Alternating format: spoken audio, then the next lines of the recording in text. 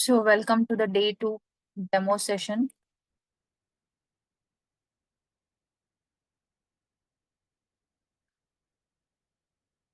And today we'll be knowing about the architecture of Docker along with that architecture of Kubernetes, how exactly the background process would happen. Because every time when I say we are creating a container, or when I say Kubernetes is for managing or orchestration, then something we have to know that in background how exactly the process would happen. So this is something that we all learn with commands like Docker create, Docker run, Docker stop, Docker like to remove the images. We'll all be passing the commands. But when we pass the commands, how exactly from the user I mean from the CLI mode, that is command line interface mode, when user pass a command, how exactly that will reach out to the kernel, or how do we get the response. That is what we're going to understand here, because in most of the scenarios we all will be aware of the commands, but it is necessary, because in interviews sometimes they would ask about like what if everything is set but still we are unable to get the response or something. Then in that case, if we just understand the workflow just for our knowledge purpose, it's really good, so that we'll be understanding it in depth. Because in order to know about the Kubernetes, that is orchestration, the first thing and the foremost thing is knowing about the Docker. So today we'll be, you know, go into architecture of Docker as well as Kubernetes. So let me start the session. Meanwhile, let me check if anybody is able to join. No. Okay, fine. So let me complete. So it's welcome to the day 2. So why do we need to go for Docker and Kubernetes? I'll explain you with this diagram. Okay. So let me-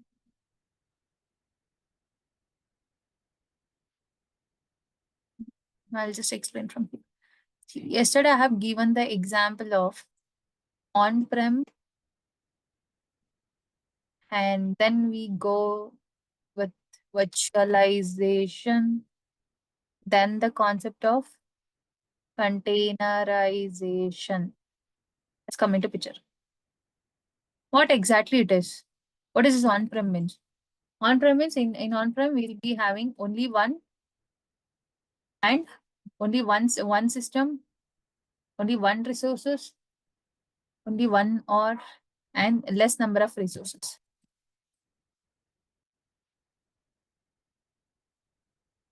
Something only one or less number of resources. Correct. So in on-prem, we'll be having, we'll be managing only set of systems, or it is something that only for that particular number of users will be having dedicated resources being allocated. But what happens in VM? This VM is something based out of hardware level. And here we'll be using the external softwares, something with respect to workstation player.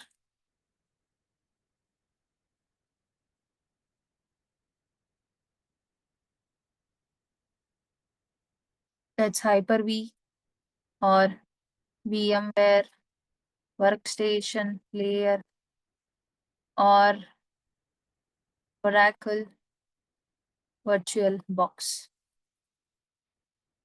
So let me divide to a section. Containerization. It's completely on a software level. So what exactly it is? See, in this hypervisor, we do have two types of, that is type 1 and type 2. Type 1 is nothing but hardware, which we are seeing it on the right hand. That is nothing but we do have a hardware. Upon that, directly there will be an hypervisor. Upon that, we'll be having our guest operating system being installed. That is, we all might be aware there is a feature called Hyper-V, a default, um, like something this. In this, if we just enable the feature, it is something built-in feature which will allow us to use subsystem Linux parallelly. I mean, I can just switch to Linux and Windows. So in that case, there is no requirement or necessity to install any other third-party softwares. That is why it is called as hardware. Hardware means it doesn't, I mean, it doesn't require any softwares to be installed externally or downloaded from third party. That it is something that is a feature being enabled in a from a hardware level, that is in our system. That is why it is type 1. And what is this type 2? As you can see, the diagram itself is says it is having a host OS in between hardware and hypervisor. Why host OS? That host OS is nothing but, see, right now even I have installed Oracle Virtual Box, within which I'll be spinning up the VMs once I downloaded the OSI images from the Google. I do also have VMware Workstation Player, wherein I can also spin up VMs using this. So it is something we'll be having an software that is host operating system. That means in order to use that, we have to have VMware Workstation or a KVM being installed. KVM for Linux based systems, okay, where we'll be, installing that particular software, and upon that we'll be spinning up the VMs. So that's the difference between this type 1 and type 2. So the most thing, whenever we go with the spinning up VMs upon a software, that's something called a software hypervisor. So we'll be having a software with us. And what happens? Suppose let's think we will be having, right now this is my base machine, okay?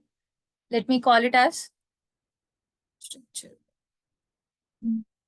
Let me have one more, yeah. This is a base that is nothing but infrastructure. Upon that, I'll be having host OS. Upon that, I'll be having Docker. And on that, I'll start to install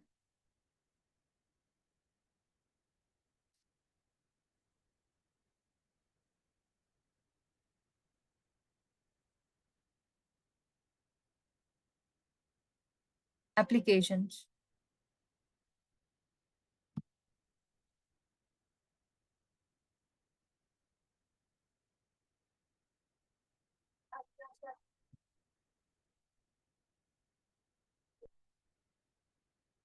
So here I'll be having applications.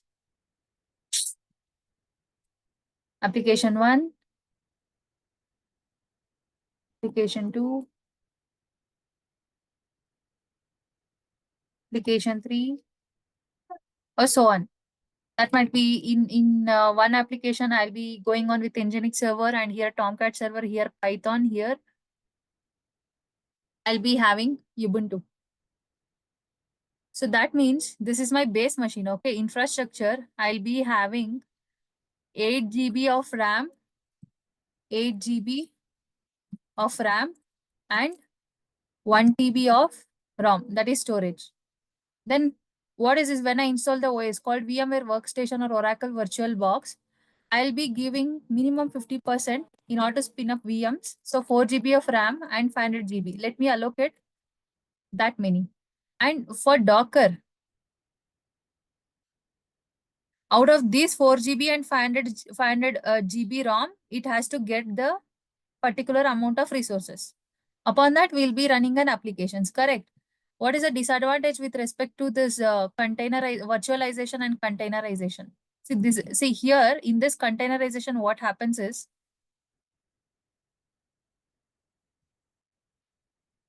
whatever we have, so this basic, it will be having 8 GB, 4 GB, and when we reach out to the application, it will not use entire, for example, let me say out of this 4 GB, I'll be giving it 1 GB for this RAM, and let me take it's 500 MB. Okay, like that I'll be dividing it. But the disadvantage of this virtualization is something that whatever the resource I have allocated to that particular container, it won't make use of the allocated amount of resources. That means because this host OS is actually consuming what? It is consuming the resources. So whatever the space which is being left out, that will be used by these applications. This is the disadvantage, and that is why we have jumped into this Docker, wherein it will allow us, it will allow the applications to use the complete amount of resources which is being allocated.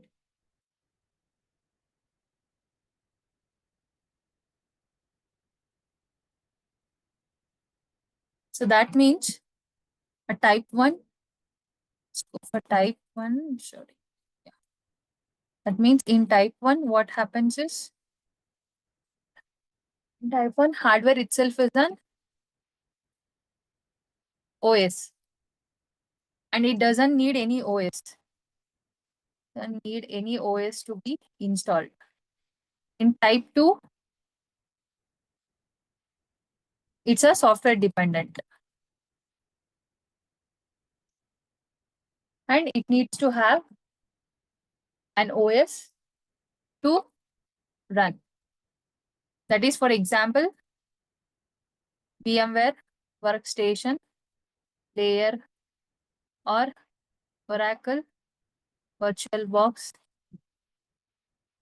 KVM, and etc.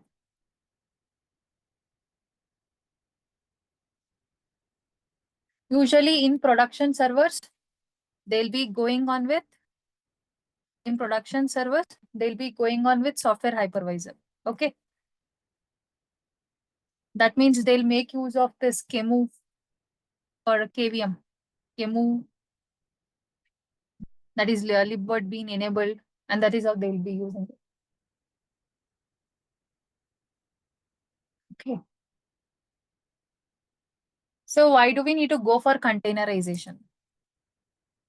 Why do we need to go for containerization? Why do we need to go for containerization? Because I have explained here in this diagram, we have a physical hardware, that is infrastructure, and on top of that, we'll be spinning up the VMs. But which, with a 4 GB or 8 GB which has been allocated, let's think one will be getting highest number of resources. I mean, highest number of, what do I say, highest number of request. Example, in big billion days and all, will get a number of requests from lakhs together users. So another VM might not get that many number of requests. So what I should be doing, whenever there is a higher amount of request, I have to manually increase so that it will be capable to handle the load. Because the resource should be optimized and it should be sufficient or efficient, should be used. But when resource needs to be decreased, let's think now the number of requests is getting less.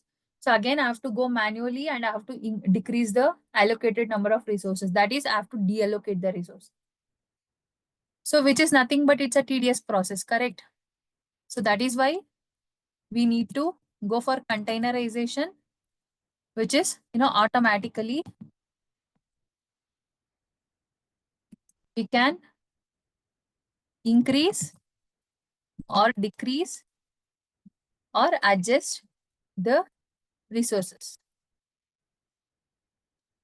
In container, it is something automatic because we do have a concept called load balancing or something, wherein whenever there is a higher amount of incoming request, the resources, the amount of resources allocated will be expanded automatically. And when the request just goes down, it will be deallocated or decreased automatically. This is what is one of the key feature. And let me take a second scenario. Second scenario, why do we need to go with containerization? In second scenario, what happens is, let's say we'll create a VM and then we'll deploy an OS. We are running applications. As I have told you, in background, in order to run an application, in the background, there will be a number of applications being running, correct?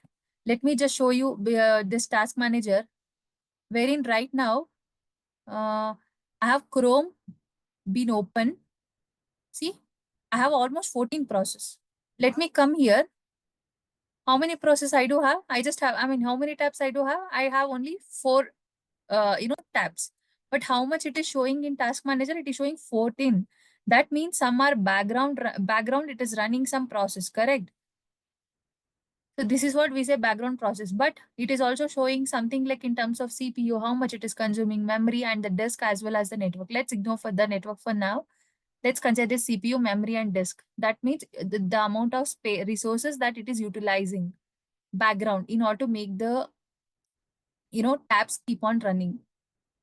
This we'll be knowing in this GUI mode. But whereas here as well, will those background processes will be consuming the resource. That's why the leftover space or the leftover resources will be used by applications, as I have mentioned in the beginning. So in order to overcome from that, we are going with the concept of containerization. So wherein it here we won't be having any kernel in this Docker. So we will be having only binaries and dependencies. In Docker, will not have a complete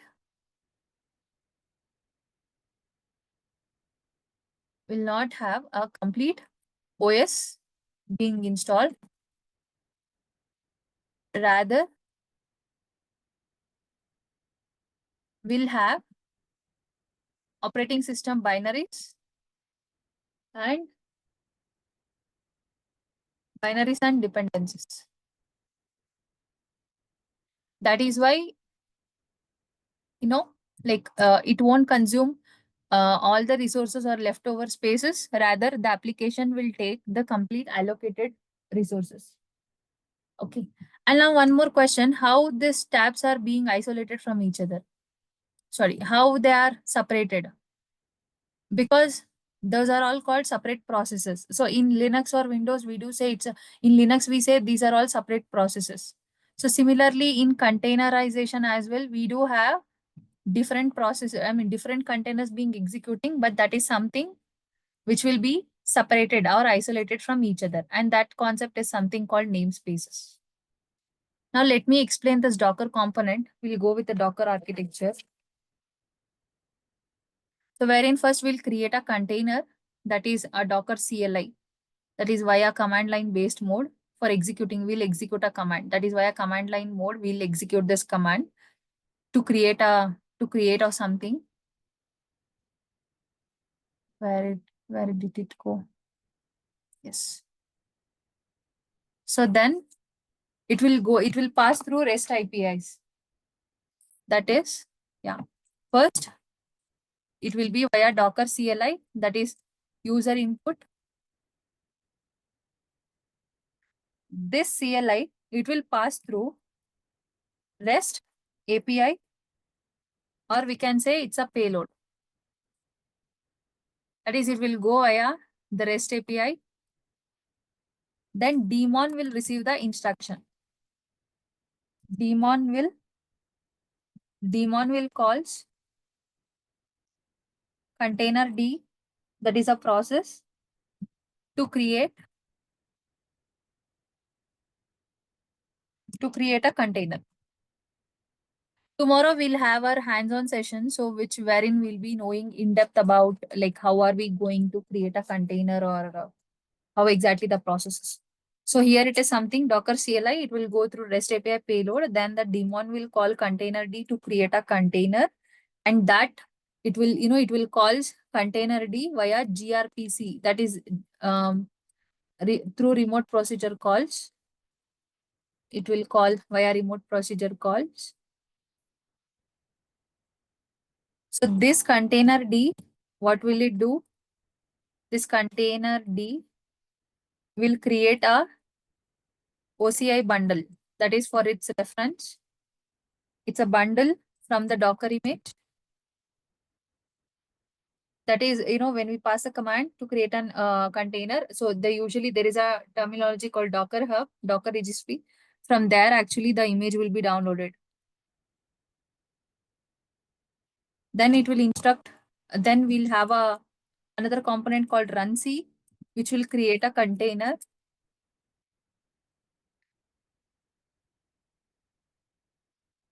But before creating a container, it should know about like what is the required amount of memory or CPU it is required, right? So it will interfaces with kernel. That means it will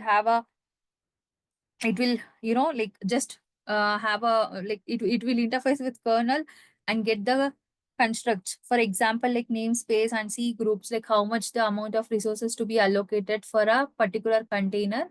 So based on that, it will create. So runc will interface with container. Then this container process starts as child process. Then runc exits. Runc exits once the container started. Container has been started. So this is how the flow that happens whenever we whenever we just instruct a command, and the container will be running for us. I'll just show quickly with this diagram. See, when we being a client pass a command called docker run or docker pull to pull the image, or docker build to build template, I mean to build an template from the image. So to build an image from the template. So what happens is, first, you know it will reach out to, I mean, the container. What will say via API payload? This daemon will calls container D. This Docker daemon will call container D. And what that container will do, it will create an OCI bundle or runc. Means in background, that is what it happens. But as for us, the only process is when we pass a command, it will go to Docker daemon. Docker daemon will go to registry. That is nothing but we do have Docker Hub registry, wherein from here the images will be pulled. Here we have all the images wherein we will know tomorrow. Okay, we'll be knowing it tomorrow, like how exactly the image would look like. So there we'll have n number of images. So it will search in the registry. It will get the images being downloaded. Then from the image, it will create a container. Okay, this is what the process is. When we pass a command, it will go to Docker host. That is, it will instruct a daemon. That daemon will interact with container D, and it will collect the OCI bundle. Then runc component will just interface with kernel and get the constructs required. And then it will start the first process, and runc will exit once the container has been running. But for us, what we see here is that's a background process. But for us, it is something that from the whenever a user pass a command, it will go to daemon, then it will search the image, it will fetch the image from the registry, and it will create a container. Okay, so this is the process with respect to Docker.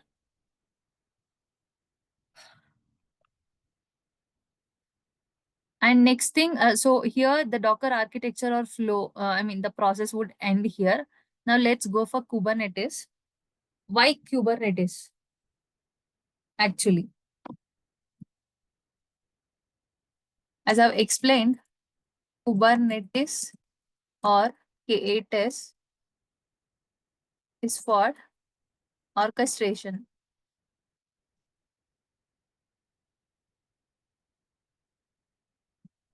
That is for managing the containers. Okay. And what exactly we do have here? I mean, what and all is the thing that we usually come up with or encounter with? Yesterday, I was explaining about the image.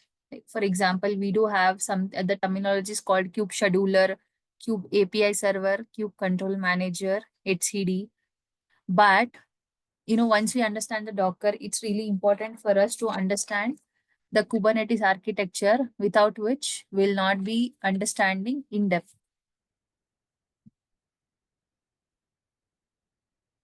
So let me just explain about the architecture of Kubernetes. The first thing is we do have a Kubernetes cluster. Okay, this is what is complete cluster.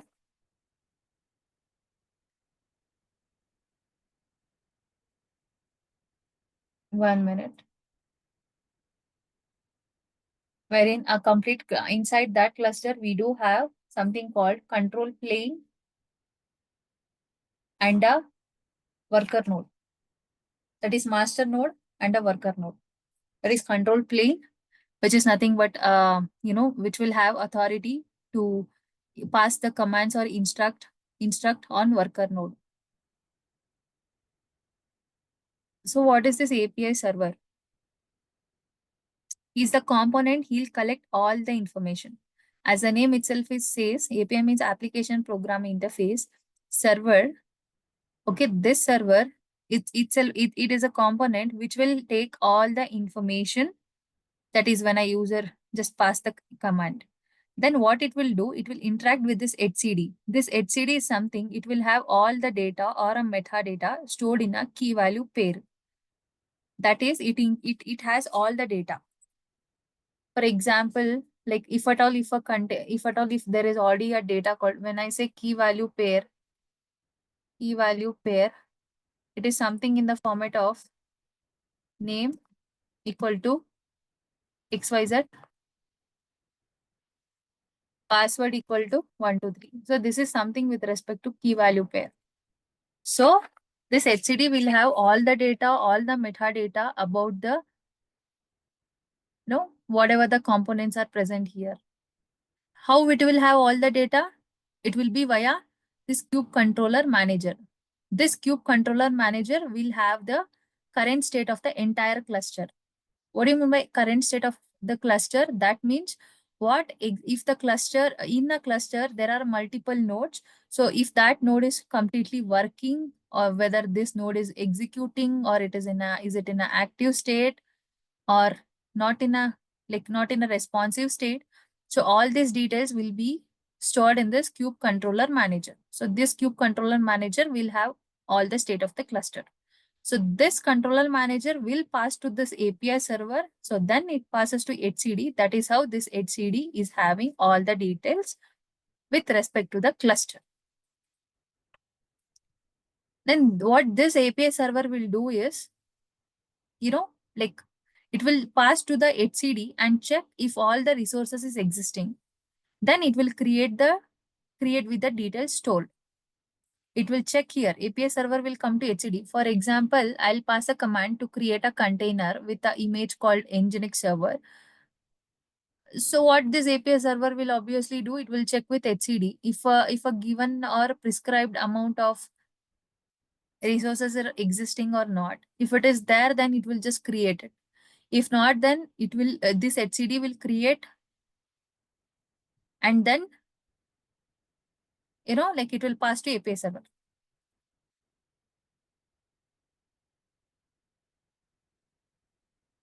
Then what is this kube scheduler will do? It will assign, as the name itself says, scheduler. It will assign the work to nodes, like in which pod it has to run, whether on this pod, on a node 1, or on a node 2, so and so. So this scheduler will decide on which pod the exactly the work should go to. Okay. Then this API server, what it will do? It will go to the particular pod. The scheduler will say like where exactly the work should be assigned, and this API server will go to particular pod. But it can't directly talk with the pods. What it will do? It will go via kubelet. So this kubelet will pass us to Docker, and then only it will create a container on a pod. Pod is something like, a smallest unit, and it's like a wrapper upon the container. In Docker, we'll be creating a container. In Kubernetes, we'll have pods. Within pods, we'll be having a container. So this API server cannot go to pod directly. So it will communicate via kubelet. So this kubelet is responsible for the same. And why this proxy is required? This proxy is helpful for port forwarding.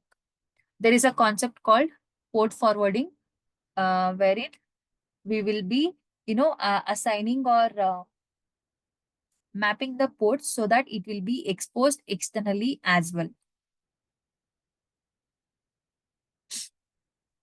Okay. So I'll just explain one more time. So what is this kube scheduler will do? I mean, it will schedule or assign the job to that particular pod. I mean, in which pod the job should execute. And this API server, where he'll be having all the details. How he'll be having all the details? It is via HCD. He'll take all the info. So he'll reach out to HCD. So HCD will have all the details or metadata being stored in terms of key value pair. And how this HCD will have all the data? It is via control manager. And what is the job of this control manager? He'll be he's responsible for managing the current state of entire cluster. So that is how this control manager pass on to API server. API server will go to HCD. And this API server will pass all the information to HCD. And if there are already a resource exist, it will just create, else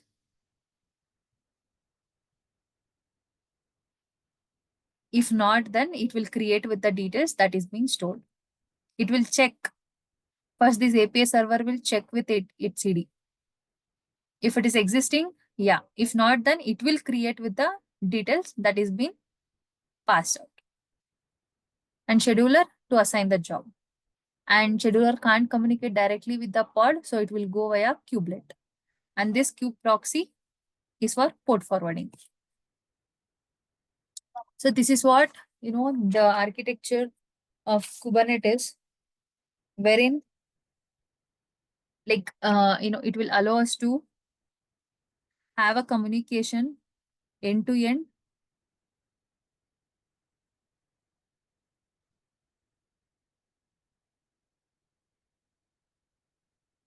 and to understand the flow. So these are something we have to understand, because in our real-time classes, we will be explaining this word terminology called kubelet or pod or something. So wherein this is this kubelet will run on every node in the cluster.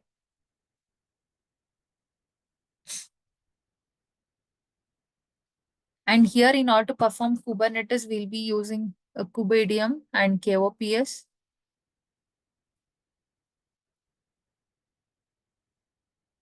So for Kubernetes flow, we'll have an entire cluster, and we'll have a master node and a worker node or minions. And under master node, we do have scheduler,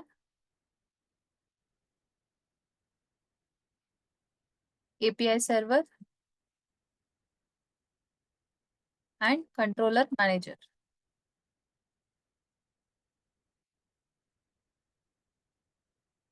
And in worker node,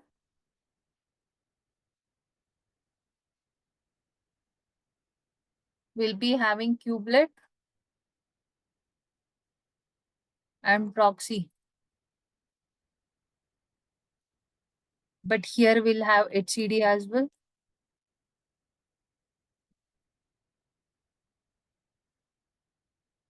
Yeah.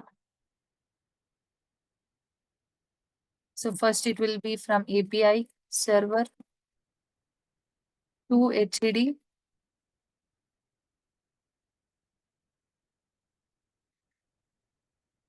Then the communication go with controller manager to API server.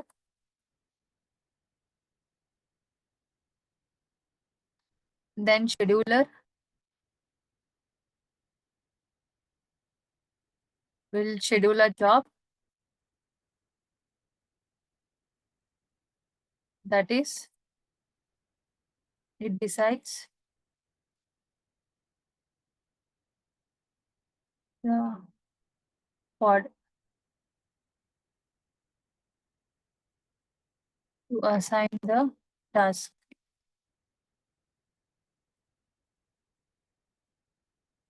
And this API will reach out to Pod, but it can't go directly. It can't reach out directly. Hence, reaches via kubelet.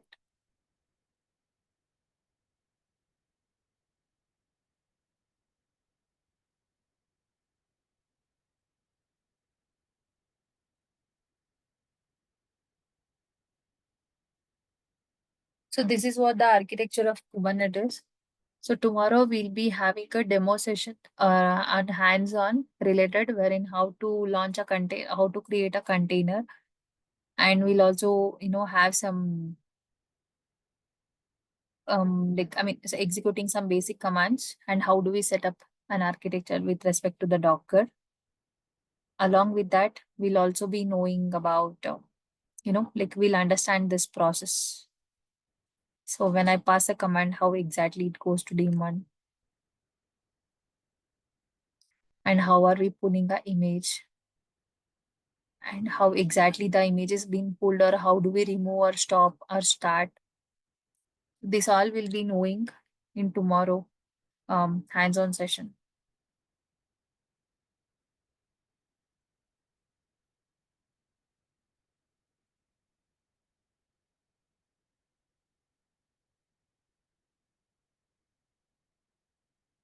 And today is a day two, so you can just if you have any queries, you can just reach out to institute. And tomorrow we'll be having our day three hands-on session.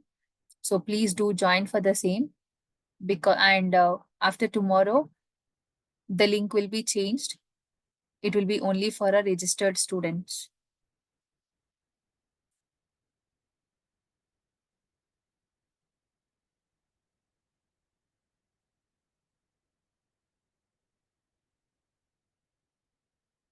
Yeah. So that's it for today. Okay. We'll join tomorrow at the same time. That is 8 to 9 p.m. So yeah, thanks for joining. I'm winding up the session for now.